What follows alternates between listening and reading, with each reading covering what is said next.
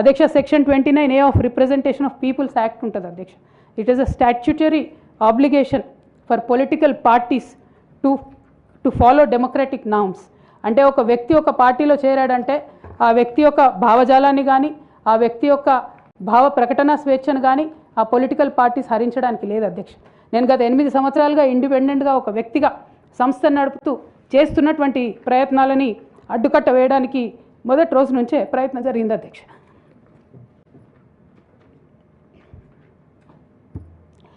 కానీ ఎక్కడ కూడా నేను తెలంగాణ బిడ్డలని తెలంగాణ ప్రజల్ని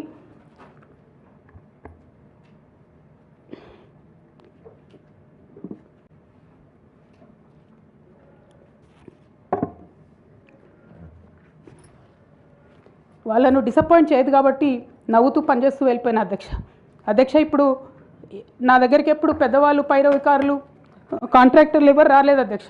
నేను ఎప్పుడు కూడా పేద ప్రజల మధ్యలోనే ఉండి పనిచేస్తున్నాను అధ్యక్ష.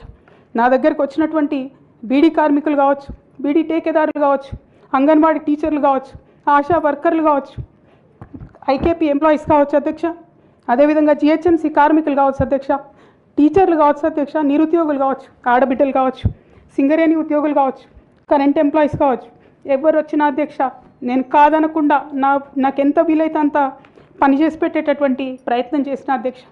అయినా సరే అధ్యక్ష పార్టీ మౌత్ పీసులుగా ఉండేటటువంటి పార్టీ పేపర్లు పార్టీ ఛానళ్ళు ఏ ఒక్కరు కూడా ఎన్నడూ కూడా మద్దతు ఇవ్వలేదు అధ్యక్ష. అయినా సరే ధైర్యం వదులుకోకుండా మొక్కువని ప్రయత్నంగా నేను ప్రయత్నం చేస్తూనే వెళ్ళాను అధ్యక్ష. తెలంగాణ రాకముందు బీఆర్ఎస్ ప్రభుత్వం ఏర్పడకముందు ఒక మాట అనుకున్నాం అధ్యక్ష. కేసీఆర్ గారే పదే ఈ మాట చెప్పారు. ఉమ్మడి రాష్ట్రంలో మనకు కాంట్రాక్ట్ వ్యవస్థ వచ్చింది, మరి కాంట్రాక్ట్ ఎంప్లాయీస్తోని అవుట్సోర్సింగ్ ఎంప్లాయీస్తోని దేశానికి నష్టం జరుగుతుంది, రాష్ట్రానికి నష్టం జరుగుతుంది, అందరికన్నా ఎక్కువ తెలంగాణ యువకులకు నష్టం జరుగుతుందని చెప్పారు అధ్యక్ష. ఆనాడు వారు సరదాగా ఒక మాట అనేవాళ్ళు, అందరికీ కాంట్రాక్ట్ పోస్ట్ ఉంది, మరి ముఖ్యమంత్రికి కూడా కాంట్రాక్ట్ పోస్ట్ ఉంటుందా అని చెప్పి ప్రశ్నించేవారు అధ్యక్ష. కానీ తెలంగాణ వచ్చిన తర్వాత 10 ఏళ్లలో కూడా కాంట్రాక్ట్ వ్యవస్థను మనం రద్దు చేసుకోలేకపోయినాం అధ్యక్ష. అది కాకుండా అవుట్సోర్సింగ్ ఎంప్లాయీస్ అవుట్సోర్సింగ్ వ్యవస్థను పెంచి పోసిపోయినాం అధ్యక్ష. బాధతో చాలా ఆవేదనతో నేను ఈ మాటలు చెప్తా ఉన్నా అధ్యక్ష. తెలంగాణ సమాజానికి ఏదైతే ప్రశ్నించడం నేర్పించినటువంటి బీఆర్ఎస్ పార్టీ అధ్యక్ష అంతర్గత వేదికలలో అనేక సందర్భాలలో నేను ప్రశ్నిస్తే అధ్యక్ష నా మీద కక్ష కట్టారు అధ్యక్ష. కేసీఆర్ గారు చుట్టూన్నటువంటి కొందరు వ్యక్తులు తప్పక చెప్తున్నాను అధ్యక్ష ఈ మాట. ఎందుకంటే భారతదేశ రాజ్యాంగం ప్రకారం రాజకీయ పార్టీలు ఏవైనా కూడా ప్రజలకు ఒక దిక్సూచిగా నిలవాలి అధ్యక్ష, ప్రజలకు ఒక దారిదీపంగా నిలవాలి. పార్టీలోనే అంతర్గత ప్రజాస్వామ్యం లేకపోతే రాష్ట్రంలో ఎట్లా ప్రజాస్వామ్యం ఉంటుందనే విషయాన్ని కూడా మనందరం గమనించాలి కాబట్టి ఈ మాట చెప్తా ఉన్నాను అధ్యక్ష.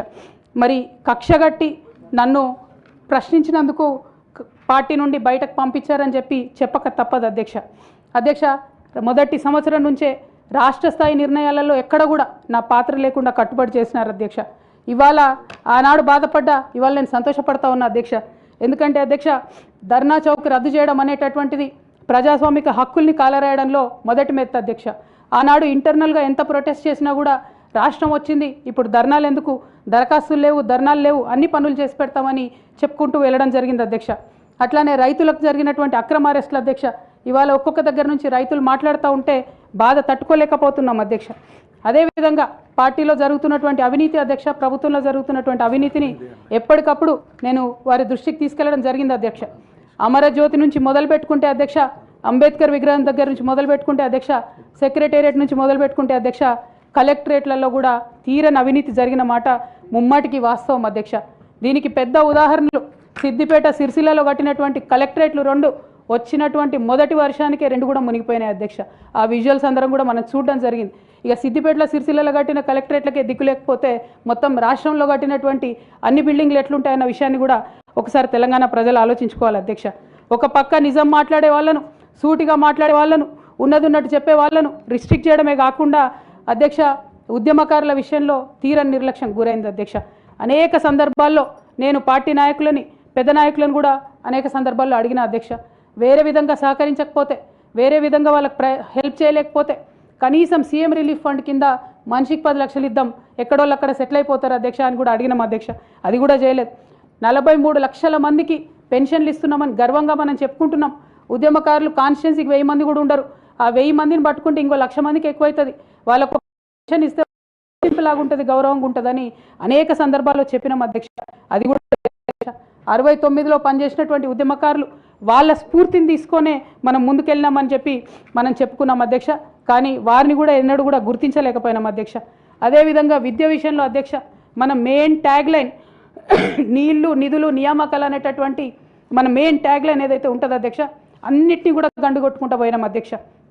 విద్య విషయంలో, నియామకాల విషయంలో, అన్ని విషయాల్లో అదే జరిగింది అధ్యక్ష. అదేవిధంగా కొందరు ప్రజాప్రతినిధులు చేస్తున్నటువంటి దురాగతాలని కూడా ఎప్పటికప్పుడు నేను అధిష్టానానికి చేరవేసిన అధ్యక్ష.